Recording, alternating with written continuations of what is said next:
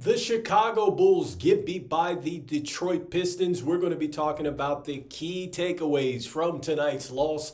This is your host, Rico Greenhowe, and you have found yourself on another episode of Bulls Digest. And today we are talking about this loss to the Detroit Pistons as the Chicago Bulls get beat 127 to 119. Before we go ahead and jump into really our MVPs and key takeaways of the game, wanted to first go ahead and let you know that about 62.4% of you that watch are not subscribed to the channel. So make sure that you go ahead and hit that subscribe button as we try to reach our goal of 5,000 subscribers by the end of the NBA season out there. And so let's go ahead and jump into just really some of these key takeaways from this game. And so overall, I think that just really the things that stand out here is that Vooch only got 10 shots in this game, and he still had a triple-double. I think that Vooch absolutely should have had some more shots. We'll talk about that in a moment. The turnovers were terrible for the Chicago Bulls as they turned the basketball over 20 times in this game.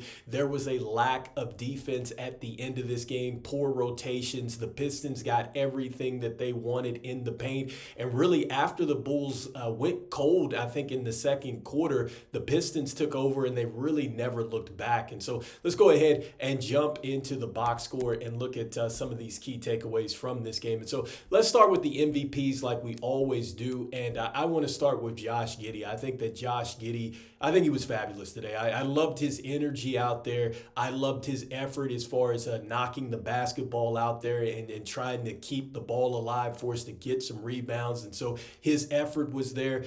I loved the fact that he was chippy out there. He got into it with Malik Beasley over a foul that should have been called, and that's another issue that I want to bring up with the foul calls. I think that absolutely the Bulls got hammered out there today with the fouls, and it should have been more called, but I love the chippy edge that we had from Giddey tonight. And yes, I know he was only 3 of 8 from the three-point line, but still, he got to the basket.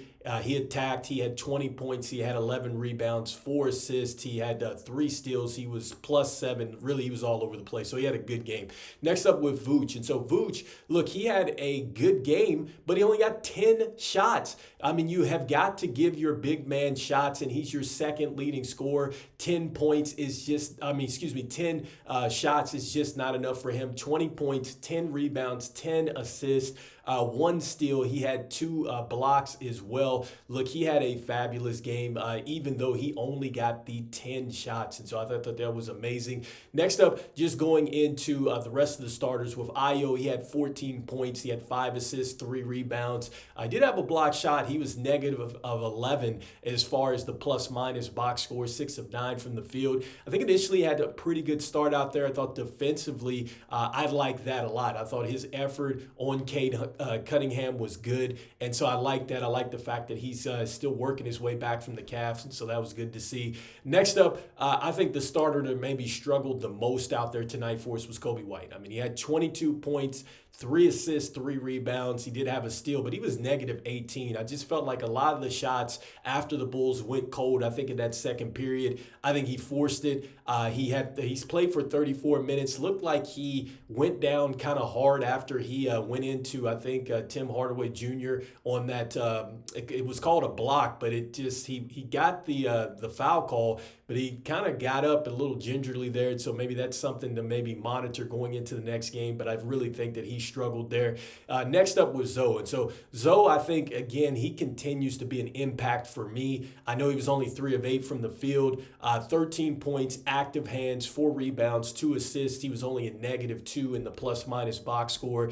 Still love his activity, and I think that he continues to show that he is a healthy player, and that is good to see. And so next up with our bench, and so I think really our key takeaways out of that is that we didn't have Jalen Smith due to an illness, and that was something that I think maybe he could have gone, but then K.C. Johnson reported that throughout the game that he was not going to make it out there. We lost Dalen Terry to a knee injury, so that is unfortunate. Hopefully he's able to get back out there. We didn't have Zach Lavine because of his absence. And then so THT, he did not play in this one. And so Patrick Williams, 11 points, which was good to see. He did score off the bench, but he only got 3 rebounds in this game, -9 in the plus-minus box score. He was 4 of 8. He played 20 minutes.